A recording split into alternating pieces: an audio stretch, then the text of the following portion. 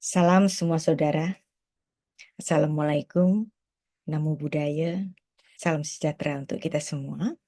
Kali ini kita akan membahas satu buku biografi Bapak Uskup Monsinyur Agustinus Tribudi Utomo di Indonesia Merayakan Perbedaan. Ini adalah buku biografi beliau, judulnya Dipanggil untuk Mencinta, Memoir Uskup Surabaya Monsinyur Agustinus Tribudi Utomo, tulisan dari Bernada Rurit. Dan ini tadi pagi kami bertemu dengan Bapak Uskup, pertemuannya ekumenis, Bamak Surabaya, Yayasan Pondok Kasih, dari Majalah Berkat juga, dan juga wakil dari Gereja Ortodoks Rusia, Romo Irens, dan pertemuannya berlangsung cukup lama. Puji Tuhan saya juga mendapatkan autograf dari Bapak Uskup.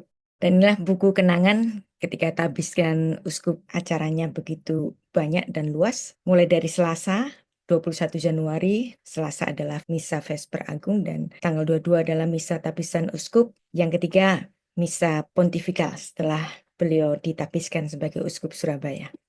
Beliau adalah Uskup Surabaya yang ketujuh, dan yang pertama adalah Monsinyur Theophilus de Beckery, mulai tahun 1928 sampai 36. Kemudian Monsinyur Verhoeks mulai tahun 1937 sampai 42. Monsinyur Johannes Kloster mulai tahun 1953 sampai dengan 1961. Dilanjutkan dengan Monsinyur Dibia Karyana mulai tahun 1982 sampai 1994.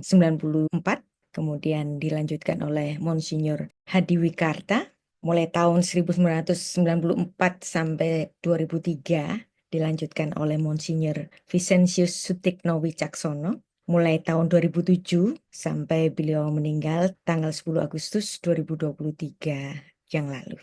Nah, inilah profil dari Monsinyur Agustinus Tribudi Utomo yang akan saya paparkan secara detail. Tapi sebelum itu, saya akan menayangkan ucapan selamat dari guru saya, Bapak Bambang Nursena, kepada Monsinyur Tribudi Utomo. Salam, saudara-saudara, saya sekarang berada di Kanisah Al-Sama'in, Gereja Surgawi di Sham el-Sheikh, Mesir. Melalui peziarahan kami menuju ke Israel, saya mendapatkan kabar bahwa salah seorang sahabat kami, Romo Didik atau Romo Agustinus Tribudi Utomo, sekarang ini mendapatkan kepercayaan dari Bapak Suci Paus Francis sebagai Uskup Surabaya. Tentu ini sangat menggembirakan bagi kami. Provisiat Romo, selamat menempuh tugas yang baru. Kami teringat perjuangan keseiringan kita bersama di dalam memantapkan pluralisme agama di Indonesia yang masih terbersit dalam ingatan saya peristiwa tahun 2013 ketika Institute for Syriac Cultural Studies yang saya pimpin mengadakan acara dialog antar agama, secara khusus dialog teologis antara Islam dan Kristen, yang waktu itu menghadirkan Mas Ulil Absar Abdallah sebagai pembicara selain saya. Temanya adalah varian teks asli kitab suci. Mas Ulil menyoroti dari sudut pandang Islam dan saya menyoroti dari sudut pandang Kristen. Yang menarik bahwa acara ini mau dibubarkan oleh kelompok intoleran di Surabaya. Tetapi saya justru mendapat dukungan dari Romo Didik untuk terus menyelenggarakan acara itu karena acara ini sudah diizinkan oleh polisi.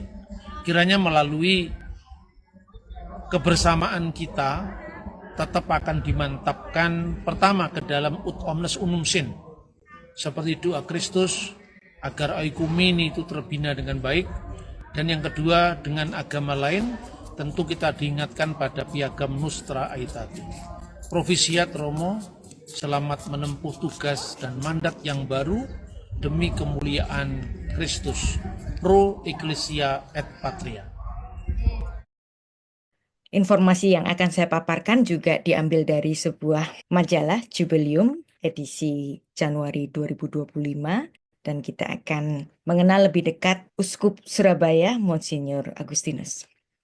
Beliau terpilih dengan moto Tahbisan. Nah, kenapa ada moto Tahbisan? Karena memang setiap uskup itu memiliki motonya sendiri-sendiri yang sangat khas yang dibawa selama pelayanannya. Biasanya pelayanannya itu hingga akhir hayatnya. Moto Tahbisan beliau adalah Deligere sicut Christus delexit. Mencintai seperti Kristus mencintai. Moto ini menjadi panca tugas gereja sesuai aturan dari hukum gereja. Seorang imam yang ditunjuk sebagai uskup hendaknya ditahbiskan dalam waktu 3 bulan sejak diumumkan. Deligere sicut Christus delexit ini akan saya paparkan sebagai berikut. Ada gambar topi di sini. Topi yang disebut dengan galero biasanya dikenakan oleh klerus. Topi uskup berwarna hijau sedangkan kardinal berwarna merah. Kemudian ada lambang salib tentu saja, dan salib menjadi yang utama. Kemudian ada tali simpul, tali jumbai merupakan aksesoris galero yang melambangkan tingkatan klerus. Diakon mengenakan topi hitam dan kemudian ada perisai. Ini adalah merupakan bagian utama dari sebuah lambang keuskupan. Bentuk perisai dipengaruhi oleh tradisi masing-masing. Kemudian ada pita bertuliskan moto yang dipilih oleh Bapak Uskup, yaitu Deligere sicut Christus delexit. Dan kemudian ada logo episkopal. Nah, ini yang khas dari beliau dalam masa tugasnya. Pertama adalah gambar kitab suci yang terbuka, kerugma. Kitab suci yang terbuka mengundang untuk dibaca, dikunyah, dimengerti, dicintai, dihidupi, diwartakan. Dan sejak awal penciptaan hingga akhir zaman, Alfa dan Omega, di sini ada tulisan lambang Alfa dan Omega, adalah lambang dari kebenaran abadi yang harus dipelajari, diajarkan kepada seluruh dunia. Dan kitab suci ini adalah sabda Allah, tradisi suci, ajaran magisterium yang merupakan 3 sumber di iman Katolik yang otentik. Dan kemudian ada gambar kerang peziarah koinonia. Semenjak umat Katolik kesulitan melakukan ziarah ke Roma, kan tidak semua orang punya kesempatan untuk ke Roma dan ke Tanah Suci karena berbagai macam hal, termasuk karena perang.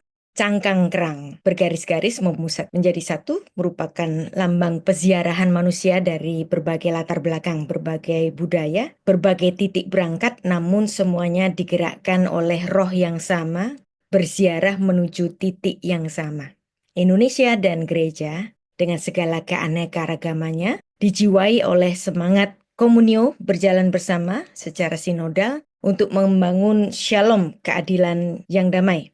Dan ini merupakan konstitusi pastoral Gaudium et Spes yang menyatakan bahwa gereja adalah himpunan orang-orang beriman kepada Kristus yang berziarah menuju kerajaan Bapa dengan diterangi oleh Roh Kudus yang telah menerima warta keselamatan untuk disampaikan ke seluruh dunia.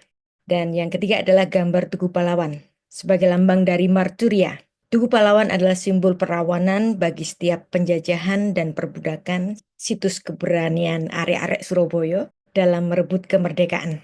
Simbol kemartiran ini adalah untuk pengorbanan masyarakat karena cinta dan kepada bangsa dan untuk mempertahankan kemerdekaan, berani mengorbankan apapun demi Indonesia yang berdaulat, adil, damai, dan sejahtera.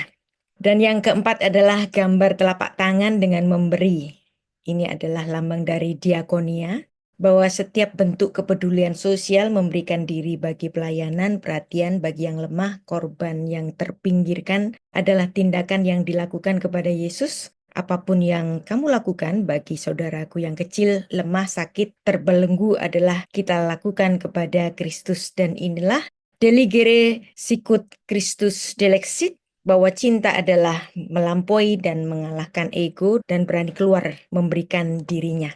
Dan yang terakhir adalah gambar burung pelikan memberi makan 3 anak-anaknya. Ini adalah lambang dari liturgia. Korban Kristus adalah cinta Allah kepada manusia. Yesus adalah Allah yang memberikan diri bagi keselamatan manusia. Gereja yang dewasa adalah gereja yang ekaristis. Ekaristi adalah sumber dari puncak hidup Kristiani. Dan kita akan mendapatkan satu paparan yang cukup komprehensif, cukup luas, mendalam, sehingga kita dapat menyadari bahwa terpilihnya Monsinyur Agustinus Tribudi Utomo itu bukan suatu yang ujuk-ujuk, tetapi melalui proses yang panjang. Dan proses yang panjang ini tidak akan pernah mengingkari hasilnya. Nggak ada yang terjadi secara tiba-tiba, semuanya diproses, digembleng, masuk ke kawah Condro Dimuko. Dan inilah profil dari Bapak Uskup Monsinyur Agustinus Tribudi Utomo yang telah ditabiskan pada Rabu 22 Januari 2025 dalam sebuah acara misa tabisan yang sakral yang dipimpin oleh Monsinyur Piero Pipo, Duta Besar Vatikan untuk Indonesia. Beliau akrab dipanggil dengan Romo Didi. Gelar terbarunya adalah Monsinyur Agustinus Tribudi Utomo. Dengan segudang peristiwa pengalaman beliau, Monsinyur Didi lahir pada tanggal 12 April 1968 di Dusun Pandansari, Kecamatan Sine, Kabupaten Ngawi, Jawa Timur.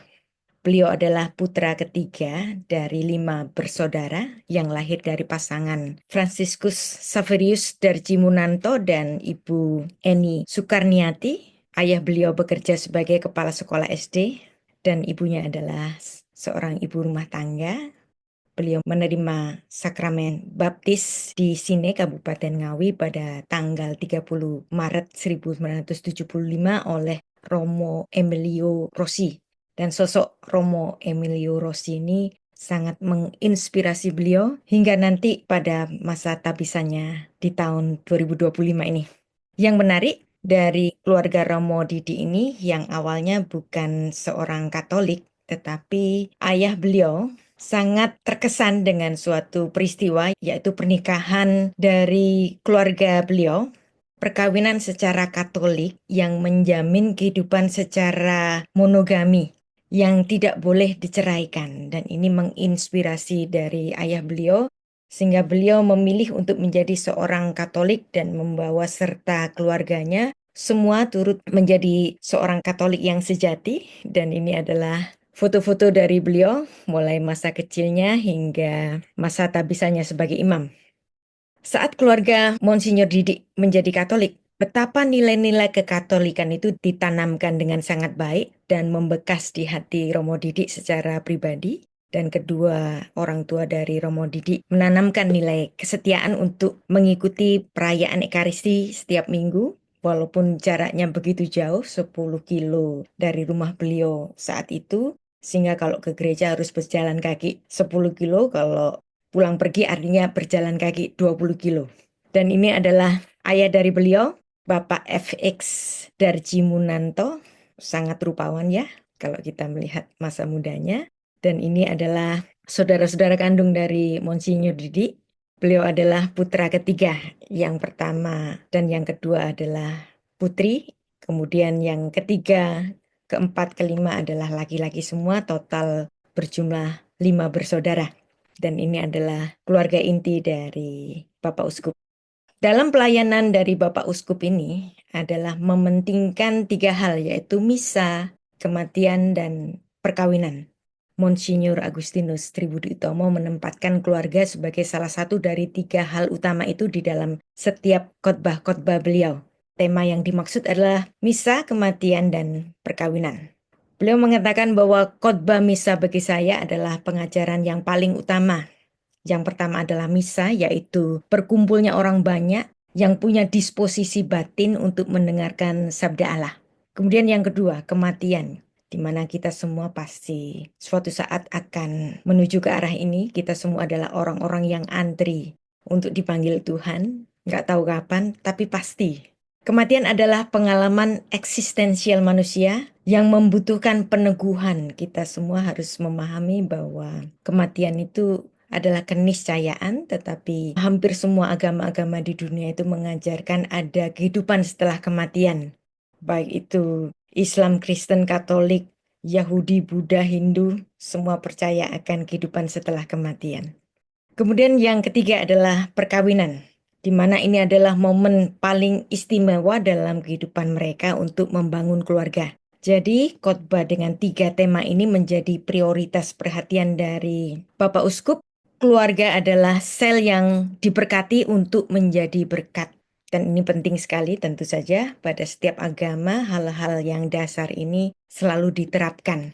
Dan ini adalah figur dari ibunda beliau, yang sangat berbahagia putra yang dicintainya dipilih oleh Paus Francis untuk menjadi Bapak Uskup di Keuskupan Agung Surabaya. Monsinyur Didik menempuh pendidikan SD di Karangnongko di Desa Pandansari di Ngawi dan kemudian diteruskan ke SMP Negeri di Sine, kemudian meneruskan di SMA Sin Luis Madiun dan kemudian di situ beliau menentukan pilihannya untuk membaktikan hidupnya kepada Tuhan. Tentu saja ini adalah bakti seumur hidup. Kita doakan beliau. Ini adalah foto beliau ketika masuk di Seminari Tinggi Praja Interdiosesan di Malang. Dan ini adalah foto beliau di masa belianya dulu. Dan kita harus mengetahui bahwa beliau bukan sekedar imam biasa, tapi beliau adalah imam yang seniman. Beliau adalah pelukis, penyair, dan kemudian setelah itu beliau mengambil jenjang S2 di STFT Widya Sasana Malang dengan menyelesaikan tesis menuju gereja yang membawa damai. Saat itu ketika Romo Didik ditabiskan, moto tabisan kala itu adalah supaya kasih yang kau berikan kepadaku ada di dalam mereka dan aku di dalam mereka. Dan ini juga menjadi inspirasi lanjutan untuk moto tabisan episkopalnya. Kemudian kita akan bercerita sejarah panjang ketika beliau menjabat sebagai imam. Ketika tahun 1998 sampai 2000 beliau sering memberikan seminar dan sempat juga menjadi dosen di UNAIR dan beberapa dosen di perguruan tinggi lainnya.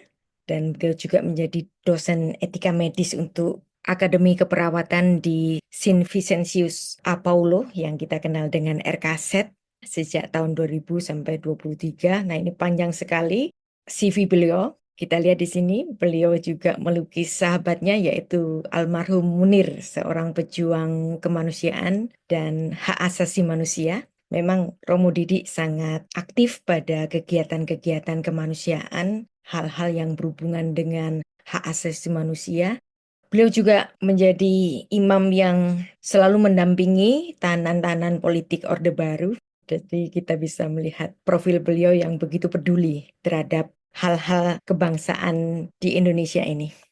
Tahun 2005 beliau kembali ke Keuskupan Surabaya setelah ditugaskan ke Kalimantan, kembali ke Surabaya dan banyak menjabat pada gereja-gereja di Surabaya.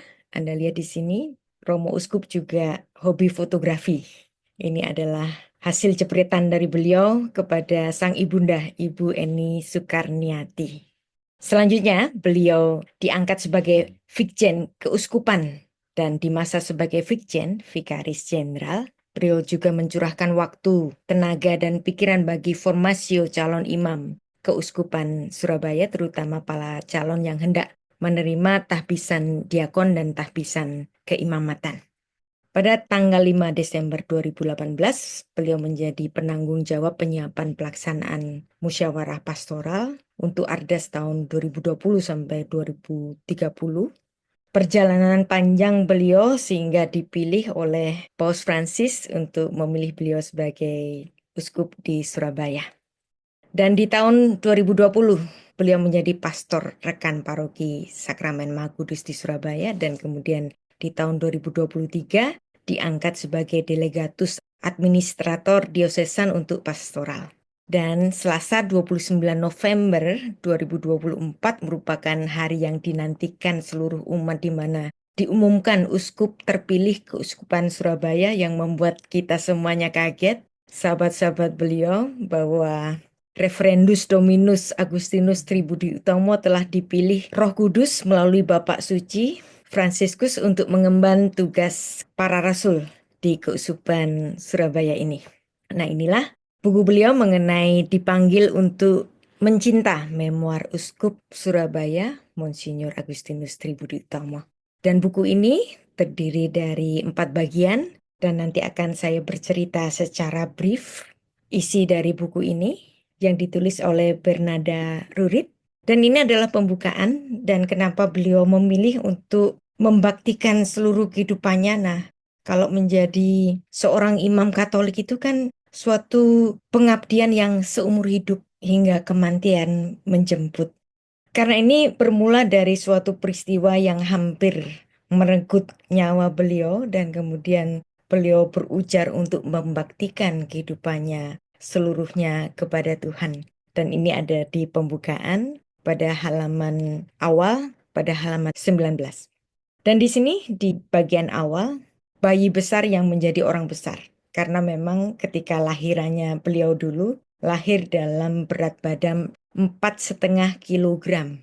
Dan beliau lahir pada 12 April 1968. Wetonnya itu Jumat Kliwon. Nah ini menarik, nanti kita akan bahas.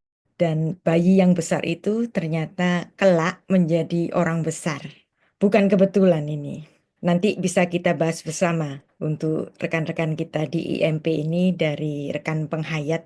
Ini apakah sesuai dengan wetonnya. Weton beliau itu dan tanggal kelahiran beliau itu sama persis dengan Sinuwun Ngarso-Dalem Sultan Hamengkubuwono ke-9 yang sama-sama lahir pada Jumat Kliwon. Kalau Sinuwun lahirnya 12 April 1912, maka Bapak Uskup lahirnya pada 12 April 1968. Jadi ini mungkin bisa kita bahas nanti secara kejawen karena memang beliau juga orang Jawa. Tentu saja imers dengan kepercayaan dan budaya Jawa yang ada di Indonesia ini. Dan itu dibahas pada halaman yang ke-8. Nah ini cerita masa kecil beliau ketika kecil masih SD, ketika ayah beliau itu memutuskan untuk menjadi seorang Katolik dan mengharuskan anak-anaknya semua itu harus ke gereja pada setiap hari Minggu. Dan itu membuat gusar Romo Didik yang masih kecil ini kenapa harus berjalan begitu jauh, selalu dengan muka cemberut kalau pergi ke gereja. Nah ini adalah komuni pertama dari Bapak Uskup Didik. Nah, mukanya kan juga cemberut kan karena habis jalan 10 kilo dan nanti pulang harus 10 kilo lagi. Dan inilah masa kecil beliau yang dulunya sangat marah kalau diajak ke gereja karena harus berjalan 10 kilo. Nah, ketika masuk SMA yang sekolahnya itu di Madiun, jauh dari orang tua, harus ngekos di situ. Nah, di situ nggak ada perhatian dari orang tua lagi kan. Nah, di situ sempat beliau itu menjadi seorang agnostik karena kemarahannya, pengalaman yang tidak enak ketika masa kecil ke gereja itu harus bercapek-capek ria 10 kilo 2 kali ketika hari Minggu. Dan itu membuat beliau zaman dahulu itu selalu marah kalau diajak ke gereja. Demikianlah karena beliau adalah seorang putra dari pendidik. Beliau diajari untuk suka membaca dan demikianlah beliau suka membaca.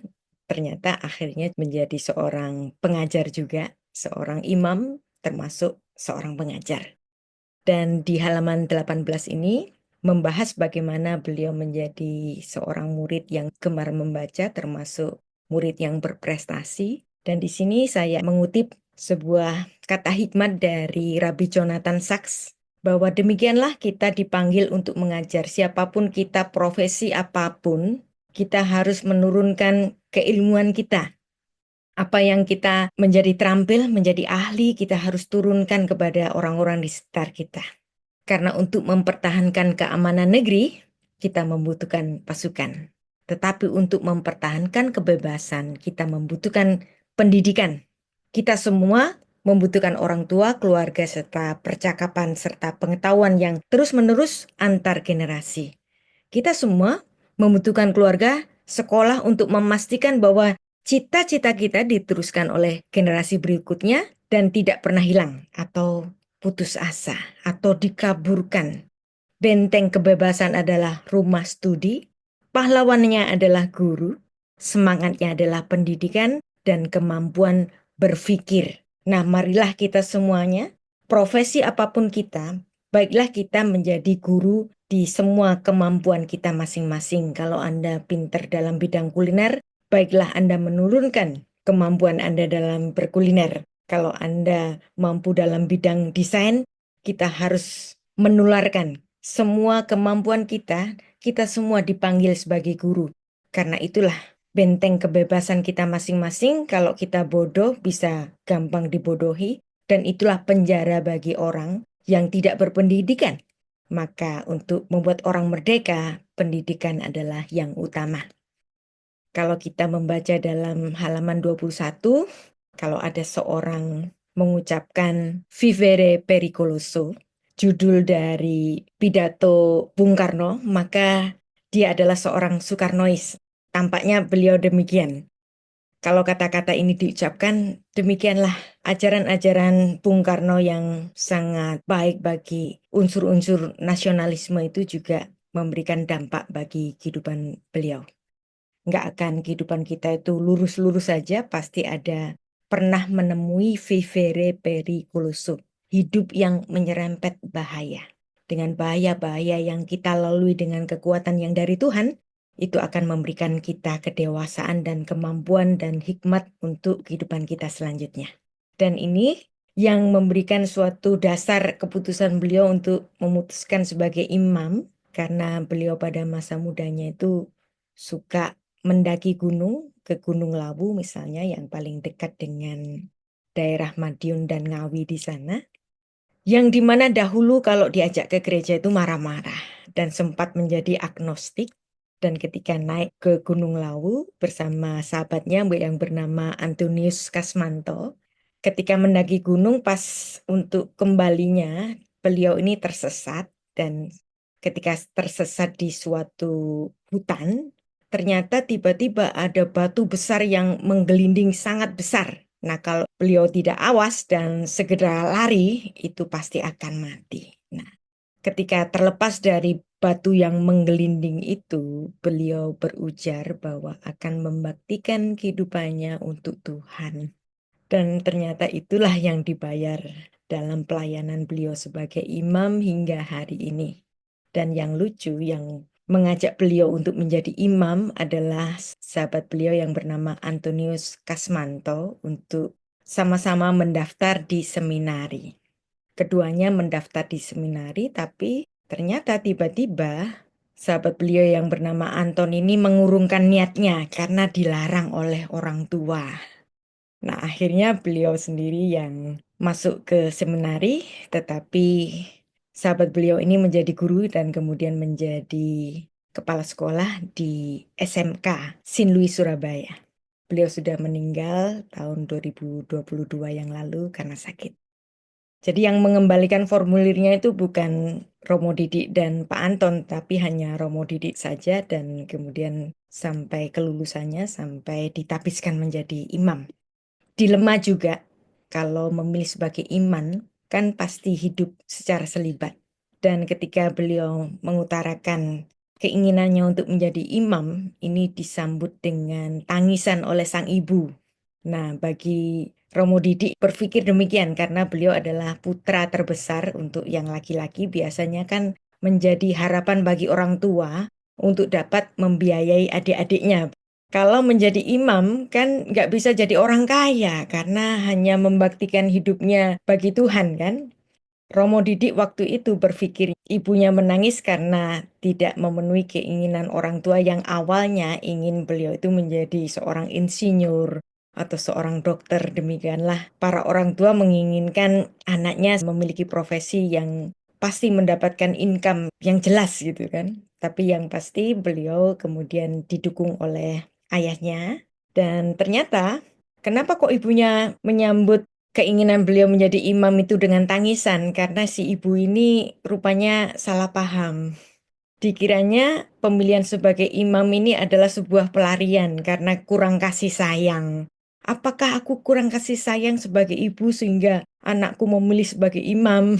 Nah, jadi kesalahpahaman ini akhirnya diketahui bersama-sama bahwa memang ini bukan karena kurang kasih sayang, tetapi pemilihan beliau sendiri karena satu peristiwa yang tak terduga di kaki Gunung Lawu yang dimana beliau ingin membaktikan kehidupannya karena sudah berhutang nyawa kepada Tuhan yang terlepas dari batu besar yang menggelinding dari atas yang hampir mengenai beliau hingga tewas.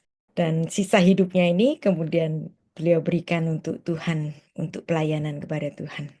Dan demikianlah beliau mendapatkan restu dari kedua orang tuanya untuk membaktikan seluruh hidupnya menjadi imam secara selibat.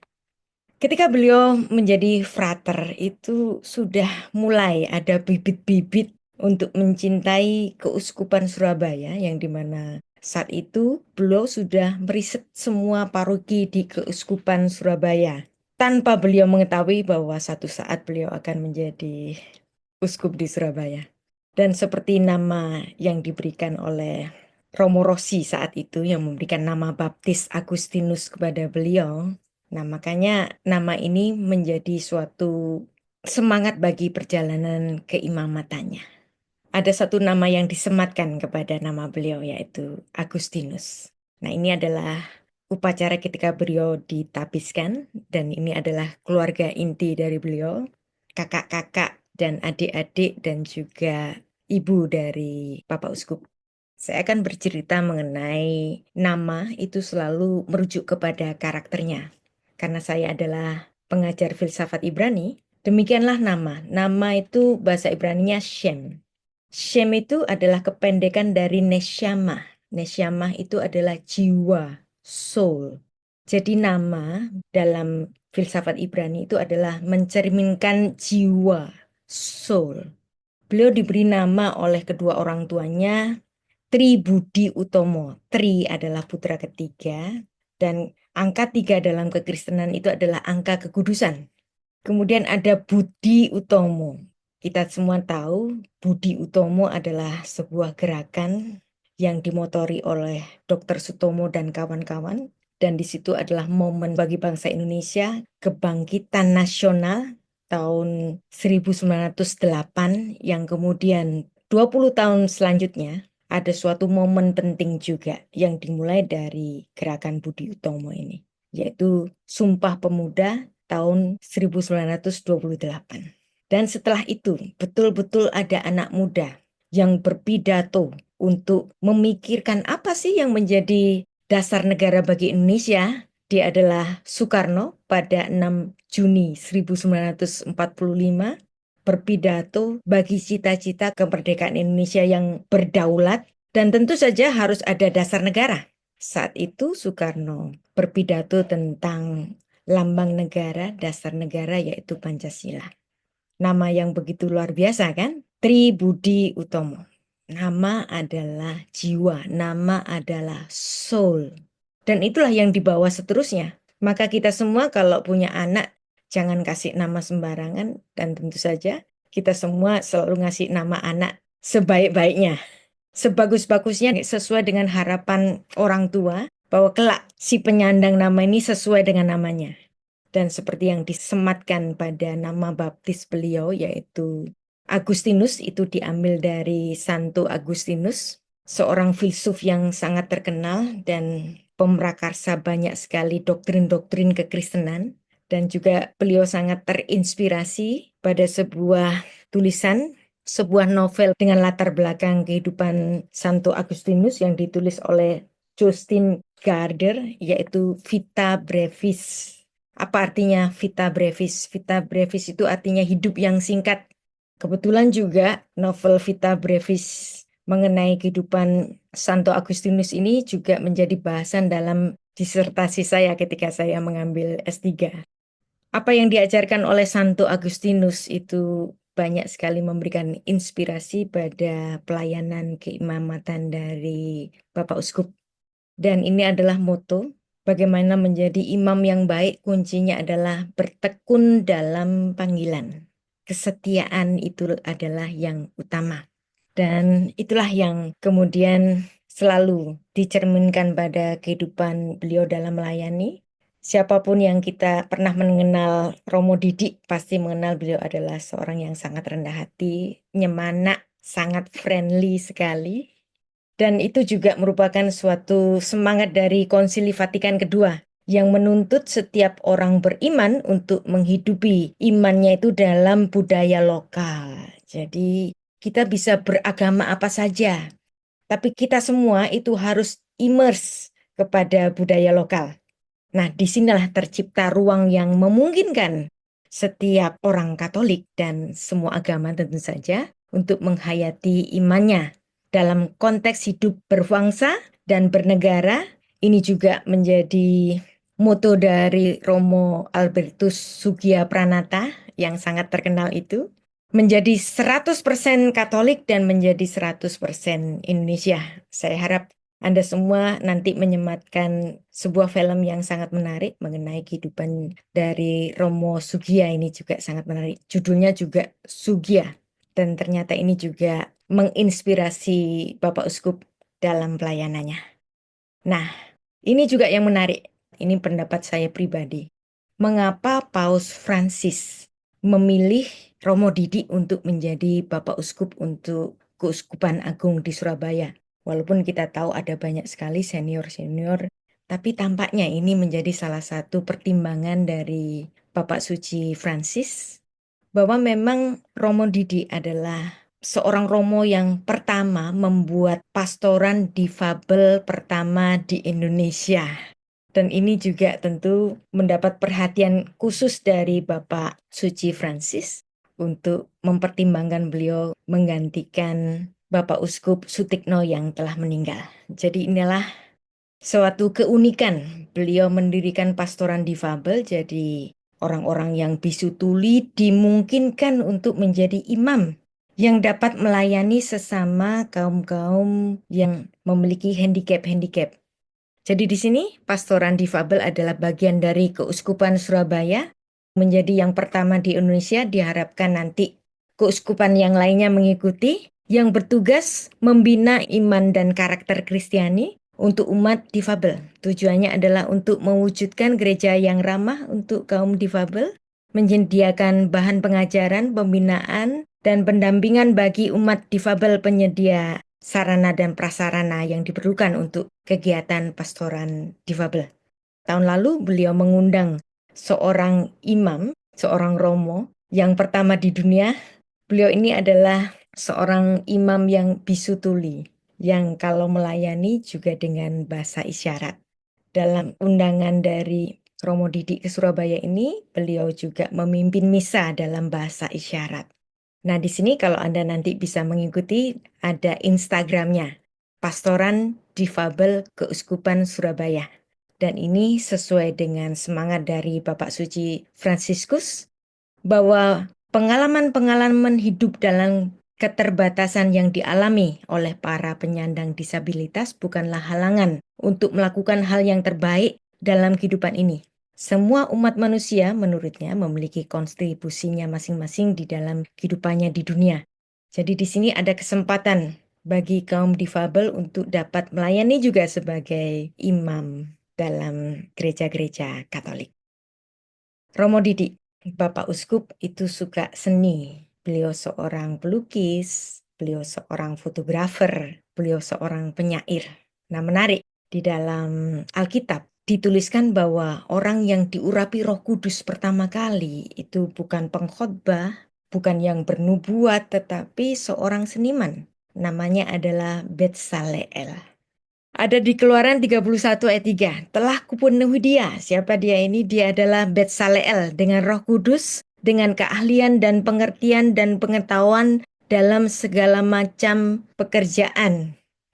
Sebagaimana Alkitab memberikan urapan kepada para seniman, dan itu juga bukan ditulis sekali tetapi ditulis dua kali. Yang pertama di Keluaran pasal 31, yang kedua di Keluaran pasal 35, diulangi kembali bahwa Betsaleel, sang seniman, pelukis, pemahat, desainer, seorang arsitek, dia adalah orang yang pertama ditulis di Alkitab yang dipenuhi dengan Roh Allah. Keluaran 35 ayat 30, berkatalah Musa kepada orang Israel, lihatlah, Tuhan telah menunjuk Betsaleel bin Uri bin Hur dari suku Yehuda dan telah memenuhinya dengan Roh Allah, dengan keahlian, pengertian, dan pengetahuan dalam segala macam pekerjaan. Beliau juga dikenal sangat ramah dalam berbagai komunitas lintas agama.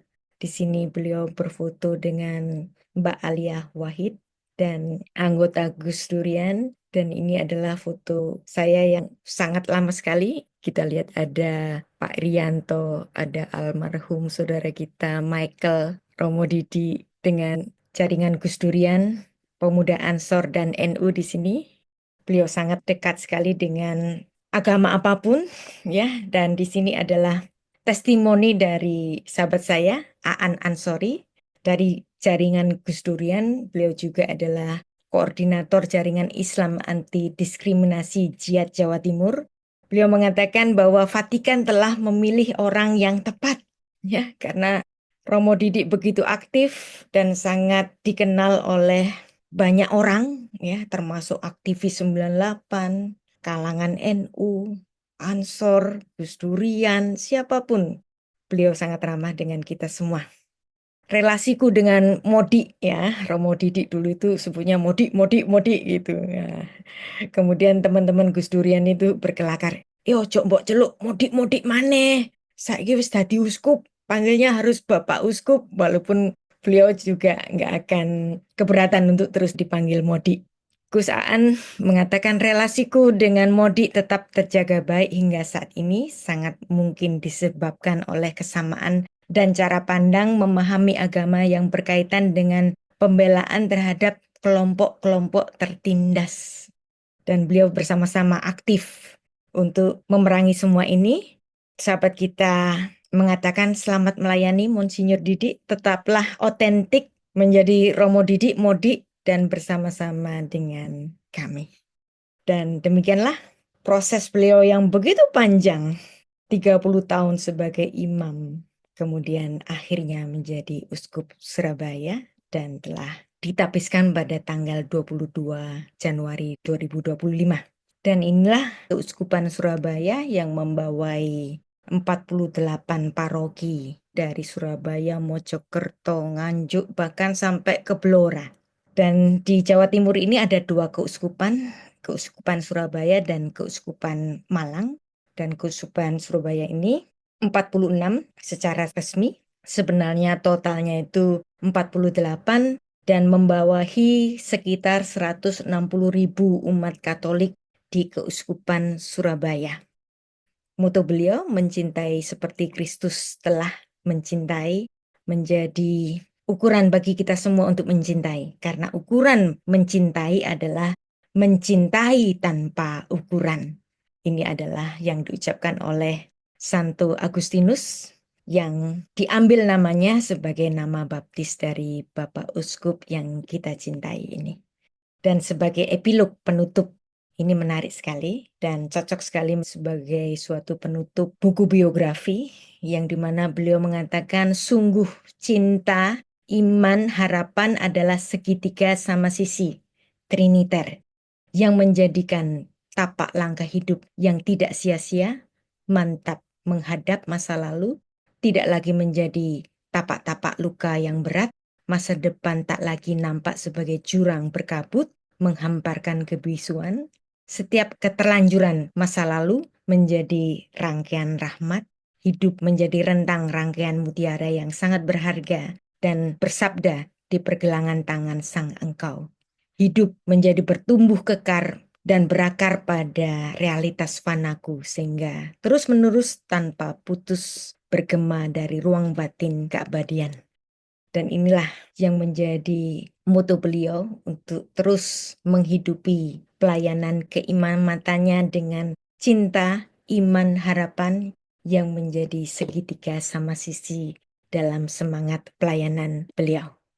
Jadi di sini diceritakan bahwa beliau sudah melayani selama 37 tahun, tapi tampaknya 7 tahun terakhir ini bagi beliau itu belum tuntas, belum begitu sempurna untuk melaksanakannya sebagai imam dan beliau bertekad untuk memberikan lebih lagi dan lebih lagi seperti juga apa yang diajarkan oleh Santo Agustinus. Kami mendaki tanjakan-tanjakan di dalam hati kami dan kami menyanyikan kidung ziarah. Kita akan pergi ke rumah Tuhan hingga kami tidak mau apa-apa lagi selain tinggal di sana untuk selama-lamanya.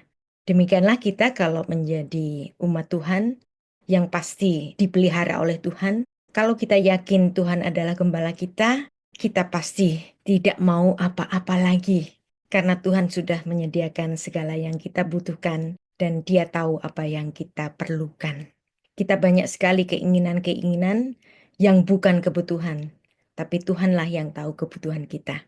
Dan demikianlah ini semua menjadi pengajaran bagi kita semua, semangat beliau yang mencintai menjadi semangat kita juga untuk mencintai sesama kita.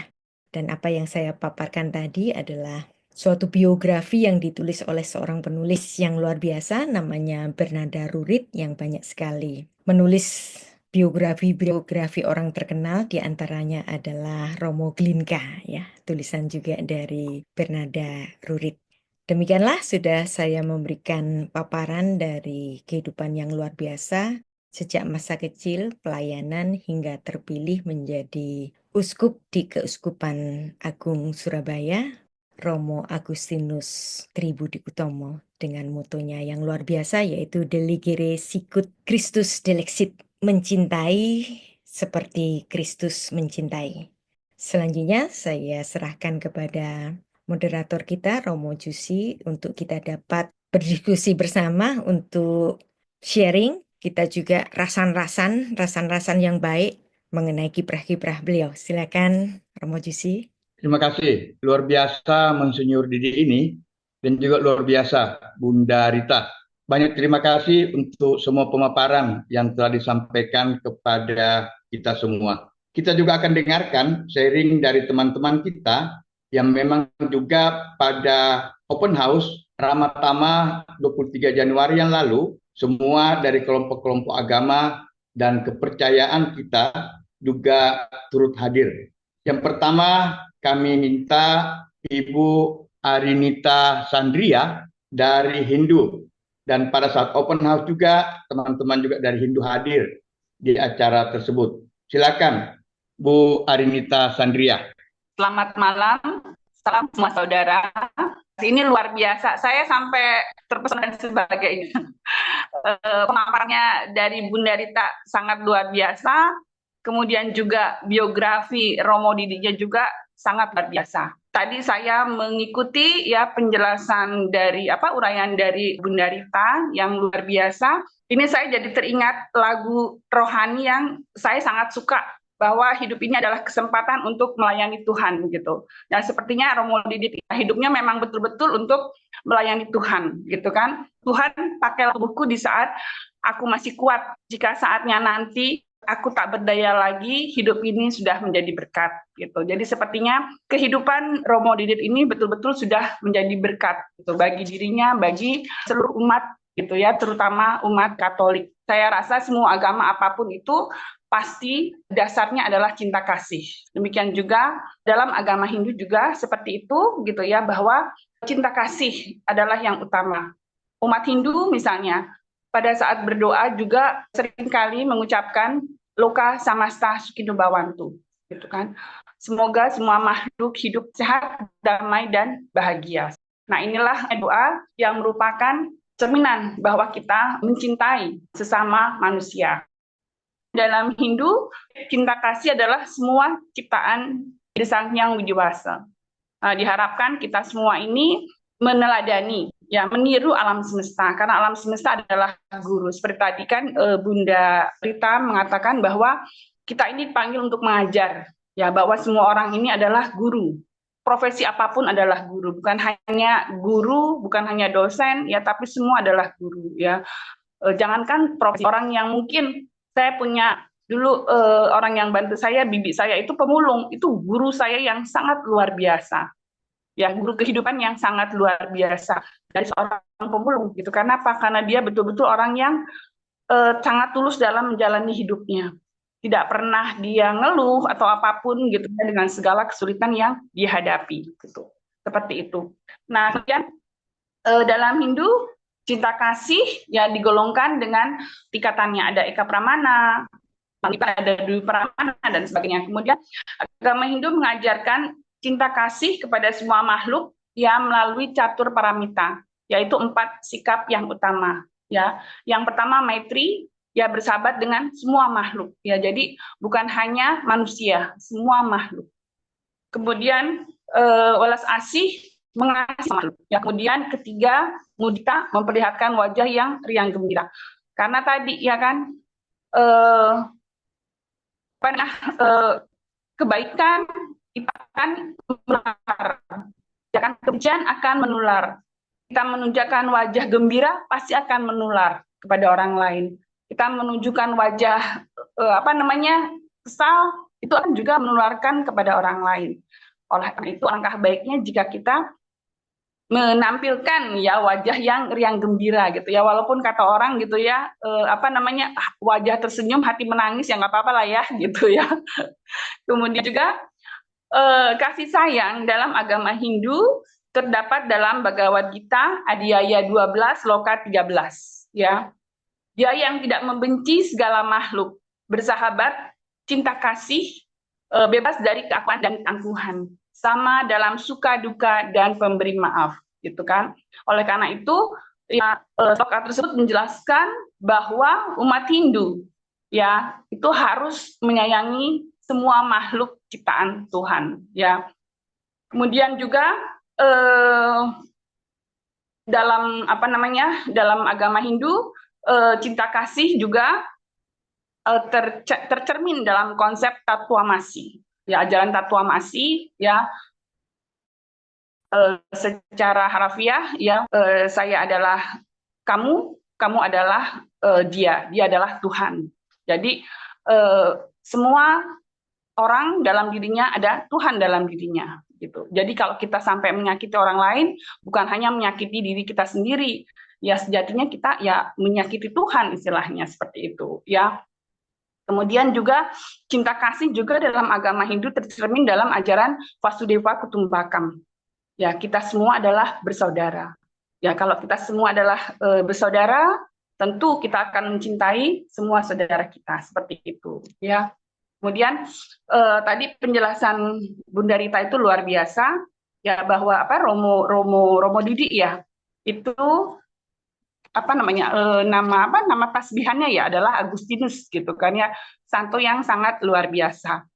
Kalau saya secara pribadi saya sangat menyukai ya, ngefans istilahnya ya dengan Santo Fransiskus dari Assisi gitu ya.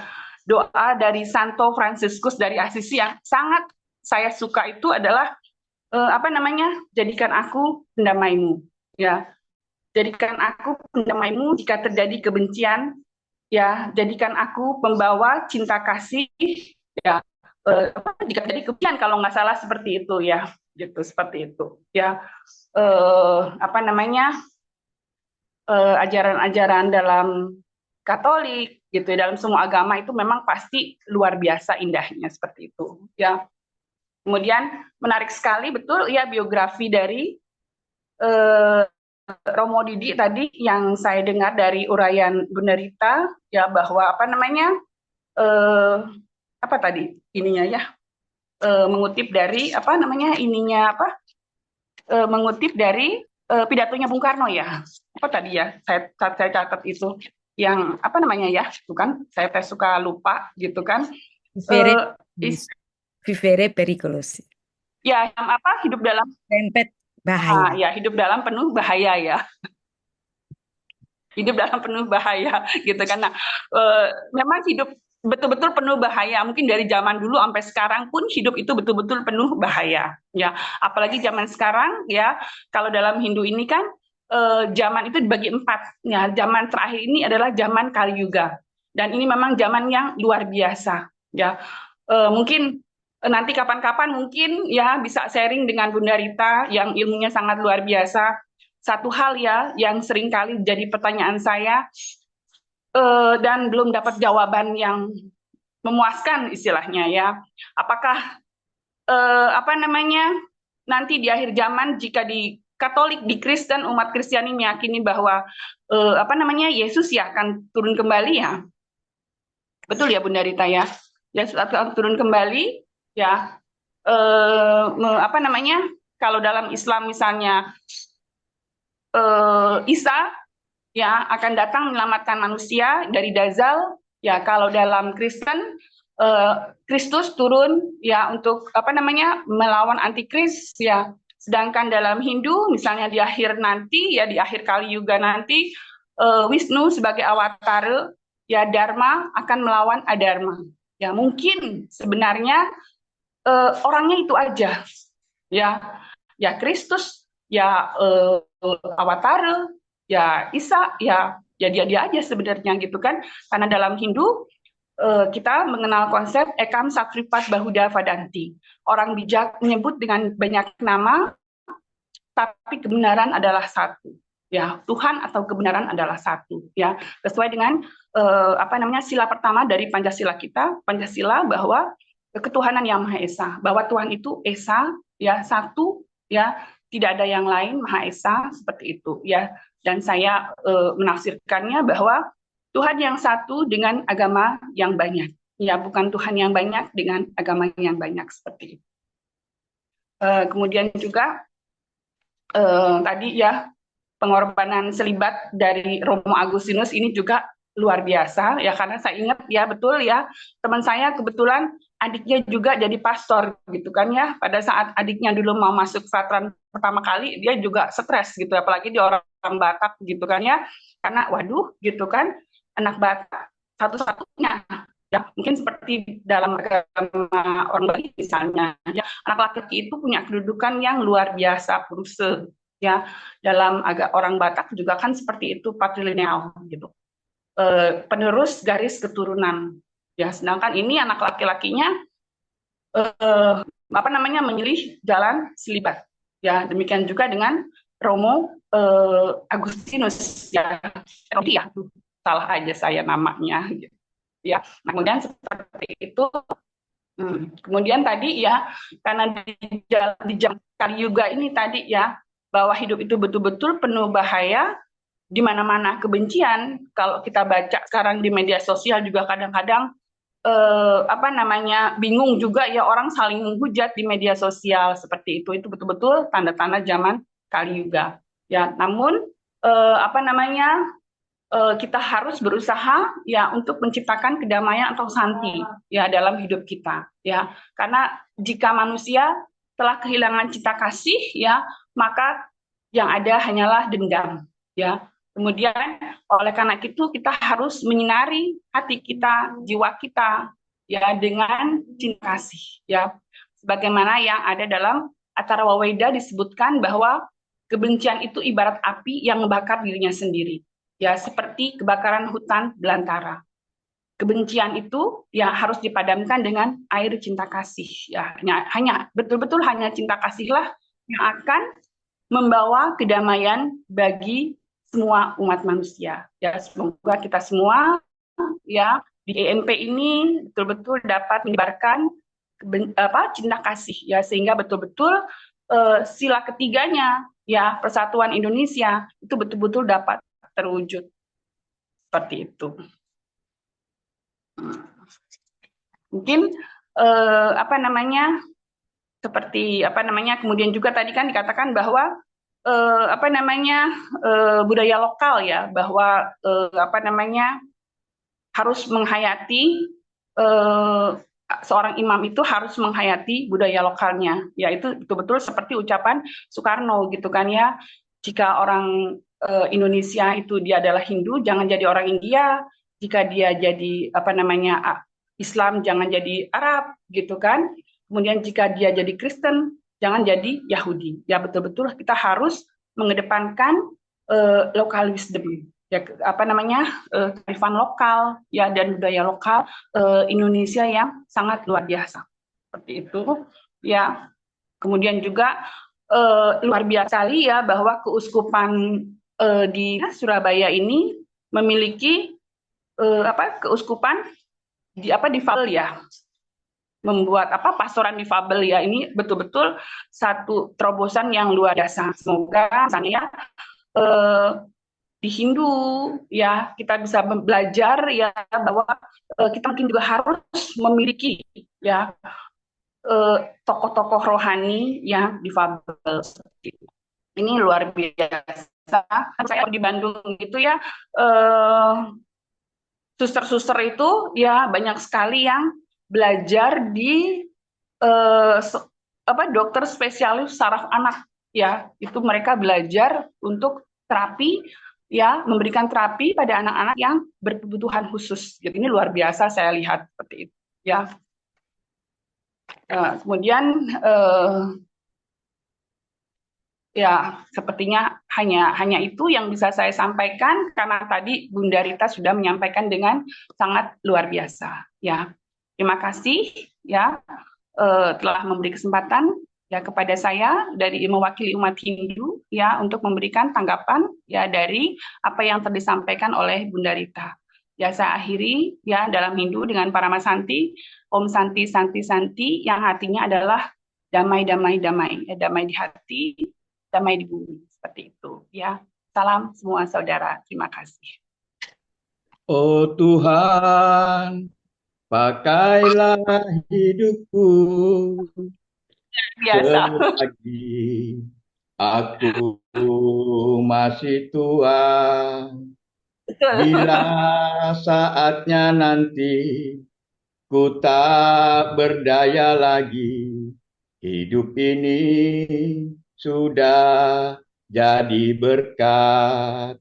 Terima kasih, Betul. Ibu Arinita. Om Swastiastu. Swastiastu. Ya. Saya beralih ke Pak Santo Solim, WT Konten dari Konghucu, dan juga kita terima kasih pada saat open house kita Ya, juga menghadirkan barongsai dari Kelenteng Bumbio Kapasan. oh ya, Kepada Pak Santo Solim kami persilakan. ya, terima kasih Romo atas waktunya. Sian Yunita. Ya. Eh, Assalamualaikum warahmatullahi wabarakatuh. Salam, Om Swastiastu, Namo Buddhaya. Kita tongtian lagi ya. Salam kebajikan, salam rahayu, salam semua saudara. Ya, tadi saya menyimak eh, pemaparan dari Ibu Rita yang sangat mendalam. Terus dari apa yang dipaparkan tadi, saya menangkap ya beberapa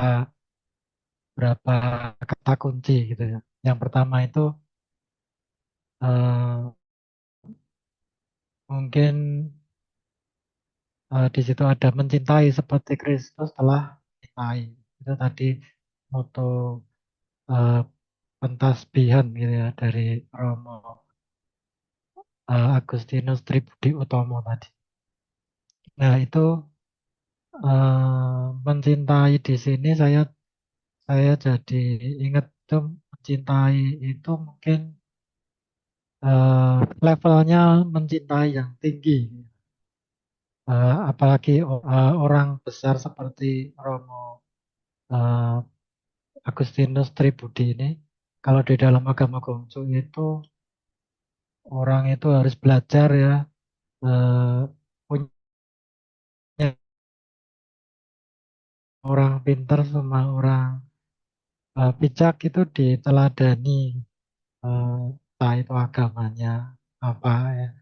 Yang penting kalau kita bisa belajar kebijaksanaan dari beliau, eh, kita akan belajar gitu ya. Nah, kembali ke kata mencintai tadi, kalau mungkin kita lihat dari mencintai dari sisi yang sempit, kalau mungkin ada tokoh atau ahli psikolog yang bernama Steinberg itu mencintai itu ada 3 ciri ya, passion, komitmen, intimasi. Tapi itu kan mencintai dalam arti yang sempit, mencintai I love you gitu ya, mencintai satu orang, mencintai yang lain. Tapi yang mencintai ini tentu kata-kata mencintai ini tentu levelnya sangat tinggi, bukan sembarang mencintai ya. Cintai di sini kalau dalam konsep agama Konghucu boleh saya sama-samakan itu ada bahasa Mandarinnya Ren, ya. Ren itu cinta kasih. Kalau tulisan Mandarin itu kan eh, terdiri dari kayak piktograf gitu ya. Piktograf itu sebenarnya gabungan dari beberapa piktograf. Kayak ada beberapa coretan itu sebenarnya bisa gabungan dari 2 kata. Nah, kata ren atau diartikan cinta kasih itu dari 2 kata, manusia dan angka 2. Jadi dua orang yang saling berhubungan, saling berkomunikasi, saling apa, menjalin ya keharmonisan gitu ya, menjalin itu apa, silaturahmi ya dengan baik, empati, ada belas kasihan, ada perhatian dan sebagainya itu rem. Nah itu yang kata kunci yang pertama. Jadi ini sih boleh diterjemahkan juga sebagai kemanusiaan, ya, humanity itu.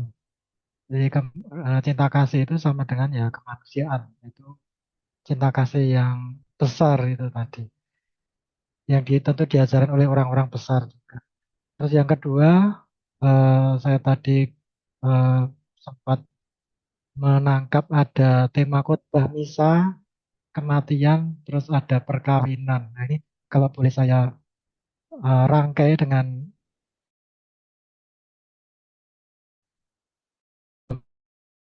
mengedepankan keluarga.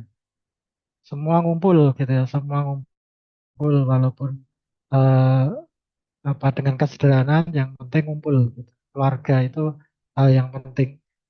Terus eh, keluarganya walaupun keluarganya senior-seniornya ada yang sudah tidak ada, meninggal ya, tapi tetap disembayangin ya, tetap walaupun sudah di alam lain tapi tetap hubungan itu tetap dijaga gitu.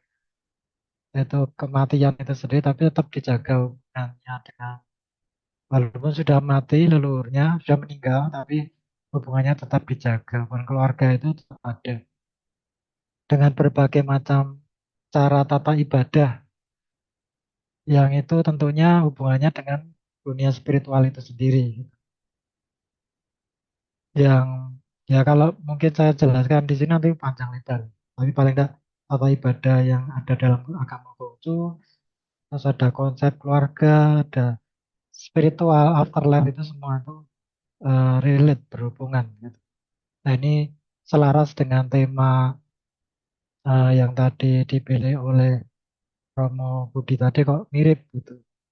Terus ada yang kata kunci yang saya sempat ambil yang ketiga itu yang saya tertarik, tadi ada harus menurunkan keilmuan. Jadi sama itu seperti dalam ajaran agama Konghucu bahwa semua orang itu harus membina diri dengan belajar ya. Orang itu harus belajar terus untuk jadi bijaksana. Tidak ada cara lain untuk jadi bijak kecuali belajar. Ya. Bertakwa kepada Tuhan itu juga belajar. Terus salah satu caranya belajar itu ya mengajar. Kalau kita kalau kita mengajar itu sama dengan kita belajar terus. Gitu. Jadi saya di sini sebagai kebetulan profesinya mengajar, jadi itu merupakan dorongan dari penguatan dari agamanya Konghucu tadi. Mungkin itu saja yang mungkin bisa saya sharingkan ya. Terima kasih untuk waktunya. Salam semua saudara. Kamsia, Ko Santo Solim Sancai. Ya, terima kasih sama-sama Romo. Baik, berikutnya kami ke Buddha Bante Teja dan juga pada saat open house yang lalu semua kelompok Buddha kita undang dan mereka semua hadir. Silakan Bante Teja. Namo Buddhaya.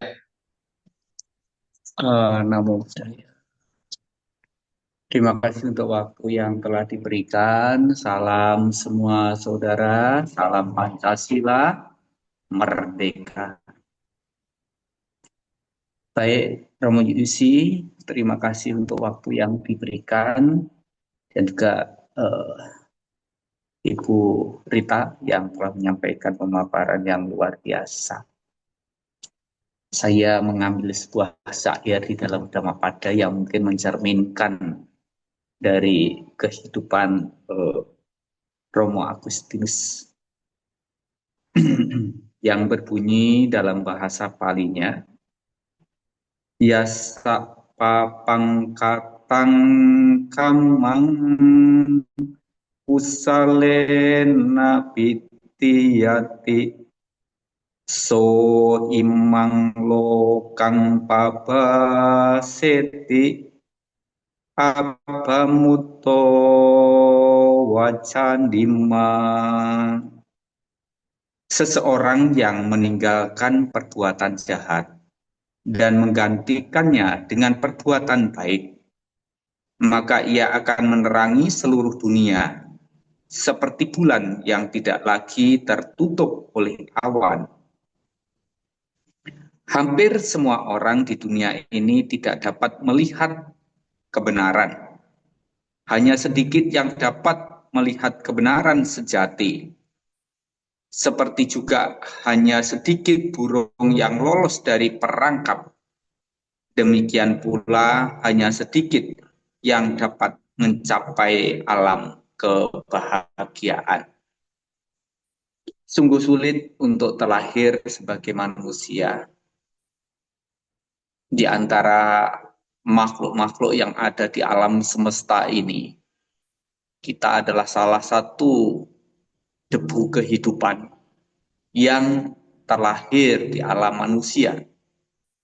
Dikatakan debu kehidupan, memang jumlah makhluk di alam semesta ini tak terhitung.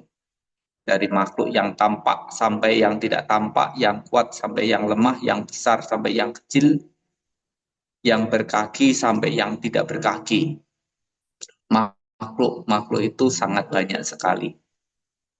Tapi kita terlahir sebagai manusia. Dan berbahagialah di mana kita punya kesempatan, punya kondisi yang baik, terlahir sebagai manusia dan mengenal ajaran-ajaran yang benar. Bukan kebenaran, bukan pembenaran, tapi kebenaran. Kebenaran yang sifatnya universal. Sehingga di mana apabila kita semuanya berpedoman pada nilai-nilai kebenaran universal, kedamaian, kebahagiaan, kesejahteraan, yang menjadi harapan bagi kita semuanya pasti akan terwujud dari upaya-upaya orang-orang yang memang damai. Tapi bagi orang-orang yang belum damai, yang kemudian mengupayakan supaya dunia ini damai, maka orang-orang yang belum damai ini sebenarnya malah tidak bisa mewujudkan kedamaian. Jadi kedamaian dunia ini harus diawali dari kedamaian di dalam diri masing-masing. Maka kalau kita belajar ajaran agama, sebelum kita mengajar kepada orang lain, tentu yang pertama kali kita ajar adalah diri kita sendiri. Ini tersirat di dalam sebuah syair di dalam Dhammapada yang pernah dikatakan oleh Buddha bahwa kata-kata seindah apapun yang kita ungkapkan, yang kita sampaikan, tidak akan menjadi indah apabila kita sendiri belum melaksanakannya. Tetapi kata-kata itu akan menjadi indah apabila diucapkan oleh orang yang melaksanakannya. Nah, kalau tadi sempat disinggung bahwa kita semuanya telah mengalami kelahiran, dan setelah kita mengalami kelahiran ini kita semuanya adalah objek dari kematian, yang mana semuanya berujung pada kematian. Kenapa bisa mengalami kematian? Ya karena ada kelahiran. Kalau tidak ada kelahiran maka tidak ada kematian. Karena kita sudah dilahirkan maka cepat atau lambat kematian bisa terjadi pada diri kita. Nah, tubuh ini begitu rapuh, maka sebelum semakin rapuh daripada kondisi sekarang karena penuaan, karena kesakitan yang berujung pada kematian, ini akan diderita oleh tubuh jasmani ini. Maka selagi kita masih kuat, masih sehat, masih mampu, ya semoga kita ini bisa menjadi berkah.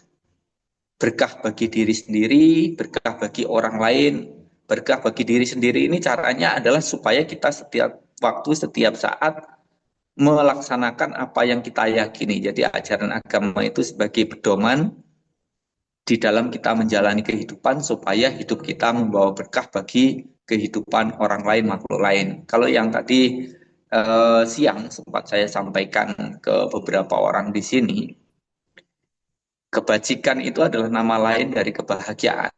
Dari dimanapun ada kebajikan kita lakukan, maka di situ ada kebahagiaan. Kalau kita merasakan rasa bahagia, pastilah kebajikan itu telah kita lakukan.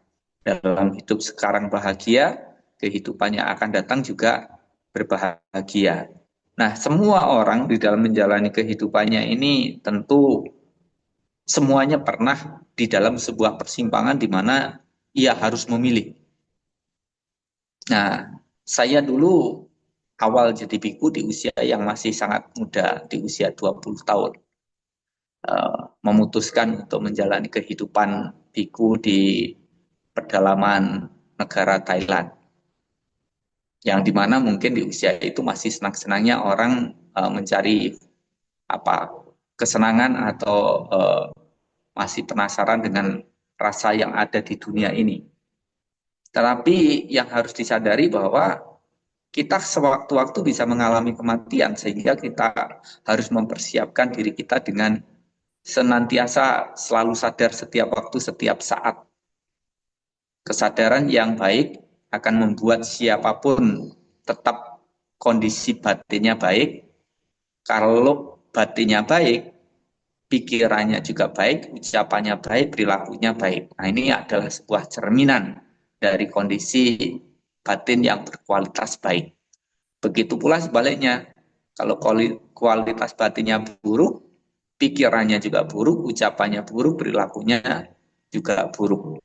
Nah, kalau tadi saya katakan hidup adalah sebuah pilihan, Romo Agustinus ini telah memutuskan setelah menjalani berbagai macam permasalahan kehidupan yang hampir saja merenggut nyawa beliau, beliau akhirnya memutuskan dari sekian banyaknya orang yang ada, beliau memutuskan untuk menjalani hidup selibat, tidak berumah tangga.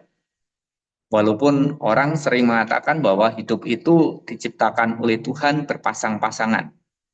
Itu keyakinan pada umumnya orang, Tuhan menciptakan berpasang-pasangan. Tapi beberapa kesempatan selalu saya sampaikan, Tuhan tidak menciptakan manusia ini berpasang-pasangan. Kalau berpasang-pasangan, Tuhan menciptakan 100, wanitanya juga 100. Maka nanti lakinya dapat 1, perempuannya 1. Tapi kenyataan yang terjadi, Tuhan menciptakan perempuan lebih banyak. Yang artinya tidak berpasang-pasangan, begitu ya. Jadi bisa 1 dibanding 4, dibanding 5, dan masih banyak lagi. Nah, begitu beliau telah memutuskan menjalani kehidupan sebagai seorang yang selibat, tidak lagi berumah tangga, tentu urusan beliau juga tidak lagi berhubungan dengan urusan rumah tangga, bagaimana menjalankan kewajiban tanggung jawab sebagai seorang suami pada istri atau sebagai papa pada putra-putrinya. Jadi beliau telah mengabdikan hidupnya kepada kemanusiaan, telah memberikan jiwa raganya, waktu kehidupannya, tak peduli panjang atau pendek nantinya, telah memberikan hidupnya kepada kemanusiaan. Dan tentu semakin tinggi posisi seseorang, semakin punya kesempatan untuk memutuskan arah kebijakan. Jadi harapan saya juga di kepemimpinan Romo Agus nantinya Katolik bisa lebih lagi memberikan manfaat lebih besar bagi kehidupan semua orang, bagi kehidupan semua makhluk, karena menjadi arah kebijakan. Tapi begitu kita mengambil sebuah kebijakan yang keliru, tentu bukan pahala yang besar yang kita peroleh, tapi hal yang buruk yang juga akan kita petik. Nah, maka karena itu kita semakin harus hati-hati di dalam posisi kita yang tinggi. Sikap, pikiran, ucapan, perilaku kita dilihat, ditonton, dicontoh, diteladani, didengarkan oleh banyak orang. Sehingga harapan kita semuanya dimulai dari awal dimulai dari diri kita sendiri. Mari kita semuanya mencontoh dari apa yang diputuskan oleh Romo Agustinus untuk memberikan segenap jiwa raganya kepada kemanusiaan, mengabdikan hidupnya kepada nilai-nilai kebajikan. Semoga Romo Agustinus selalu sehat, selalu bahagia, dan semoga dapat menjalankan tanggung jawabnya dengan sebaik-baiknya, tanggung jawab pada dirinya sendiri, pada umat, pada bangsa negara, dan bagi perdamaian dunia. Ini yang sedikit saya sampaikan, dan sebentar lagi memang kami memperingati Hari Magha Puja, hari di mana Buddha dikunjungi 1250 arahat, murid-murid beliau, yang semuanya ditapiskan sendiri oleh beliau. Nah, 1250 arahat ini datang tanpa diundang, datang di sebuah wihara yang dibangun dan dipersembahkan oleh Raja Bimbisara. Dan pada saat itu Buddha menyampaikan Wadapatimokkha, pesan ringkasan singkat dari semua apa yang diajarkan oleh Buddha. Intinya dari ajaran Buddha adalah kesabaran adalah praktek melatih batin yang tinggi. Kebebasan dari semua bentuk penderitaan itu adalah kebahagiaan yang tertinggi. Tidak melukai, tidak menyakiti orang lain, makhluk lainnya. Dan barang siapapun yang masih melukai, menyakiti orang lain, makhluk lain, dia bukanlah seorang rohaniawan, bukanlah seorang biarawan, bukanlah seorang pertapa, tidak melakukan kejahatan, melakukan banyak kebajikan dan menyucikan batin sendiri. Itu adalah inti ajaran para Buddha. Sekian, terima kasih. Salam semua saudara, salam Pancasila dan merdeka. Terima kasih Bante Teja. Bante Teja, saudara kandung Monsinyur Didi, sama-sama selibat. Dan itu hanya berlaku di Buddha dan Katolik. Baik, terima kasih. Berikutnya saya ke penghayat kepercayaan, Romo Otto, khususnya mungkin dengan weton yang tadi disampaikan oleh narasumber. Kepada Romo Otto saya persilakan. Rahayu, silakan Kenisam. Terima kasih Romo Yusi. Assalamualaikum warahmatullahi wabarakatuh. Salam sejahtera untuk kita semua. Om Swastiastu, Namo Buddhaya, Wete Tongten. Rahayu, salam semua saudara. Pertama-tama saya sampaikan selamat dan selamat bertugas sebagai selibat atau khalifah atau pelayan Tuhan untuk Romo Didi. Semoga keberkahan, manfaat dan keberkahan pribadi Romo Didi semakin melangit dan membumi. Memutuskan untuk menjadi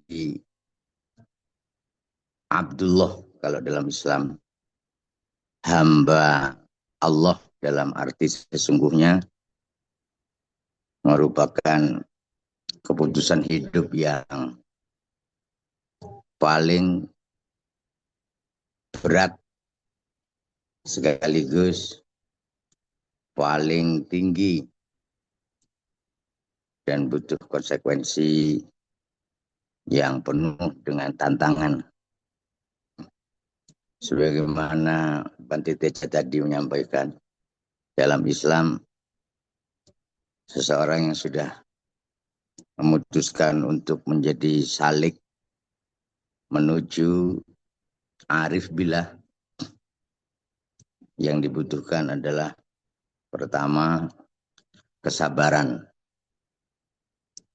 praktek sabar dalam melayani kemanusiaan. Tentulah dibutuhkan kesabaran tingkat tinggi, namanya manusia. Ya begitu itu. Mereka harus kita hormati, harus kita cintai, kita kasihi yang murni, yang tulus. Dan kita harus memandang mereka sebagai citra Tuhan atau wajah Tuhan. Kita siap melayani sepenuh hati, tulus ikhlas, tanpa pamrih, sebagai wakil Tuhan. Kita doakan semoga Romo Didik dalam menjabat keuskupan ini diberkati oleh Tuhan Yang Maha Esa dan membawa rahmat bagi seluruh alam serta memberkati siapa saja yang berhadapan atau yang bersinggungan dengan beliau. Semoga Romo Didik menjadi pahlawan manusia yang berpahala dalam kehidupannya karena benar-benar telah mengabdikan sepenuhnya, menghambakan seutuhnya kepada Tuhan Yang Maha Esa. Sekali lagi saya sampaikan selamat dan sukses selalu untuk Romo Didik. Semoga semakin menasional dan menginternasional. Salam semua saudara. Terima kasih Romo Yusi. Terima kasih Ken Isam. Besok-besok Monsinyur Didi kita hadirkan di Pondok ASW. Terima kasih. Terima kasih. Berikutnya kami kembali mengundang Romo Oto dari Penghayat Kepercayaan, khususnya mungkin berbincang tentang weton. Rahayu. Monggo Romo Oto. Kalau belum mungkin saya ke Prof. Nyoman Susantra. Om Swastiastu. Kita juga mau mendengar bagaimana sharing dari Prof. Nyoman Susantra. Silakan Prof. Sekali lagi banyak terima kasih untuk kesempatan malam hari ini yang sudah kita dengarkan sangat banyak mengenai Monsinyur Didi. Kedepannya juga Monsinyur Didi akan tetap bersama-sama dengan kita, khususnya bersama tokoh-tokoh agama yang lain. Dari kami akhiri sekali lagi terima kasih Bunda Rita dan para tokoh-tokoh agama yang lain, serta Bapak Ibu sekalian. Saya kembalikan ke Mbak Ulan. Salam semua saudara. Salam semua saudara. Baik, disampaikan terima kasih kepada Pak Jusi Kwensi yang sudah memandu jalannya jagongan kita pada malam hari ini. Dan kami mengucapkan terima kasih yang sebesar-besarnya juga kepada narasumber Bunda Rita Wahyu yang sudah menyempatkan waktunya menyampaikan biografi Romo Didi yang sehingga membuat kita semakin mengenal beliau, yang belum tahu jadi kita semakin lebih kenal lagi. Dan juga kami ucapkan terima kasih kepada seluruh penanggap tokoh rohaniawan IMP yang sudah bergabung dan memberikan ulasan tanggapannya kepada para peserta. Dan terima kasih kepada seluruh peserta yang dengan setia mengikuti jagongan. Sampai jumpa di sini depan. Semoga dengan terpilihnya Romo Didi ini bisa memberikan keberkahan bagi seluruh umat. Semoga dengan cinta beliau dan kasih yang tak pilih kasih dari beliau juga memberikan keberkahan bagi kita semua. Kami ucapkan terima kasih. Jangan lupa untuk mengisi absensinya. Sampai jumpa Senin depan dan salam semua saudara.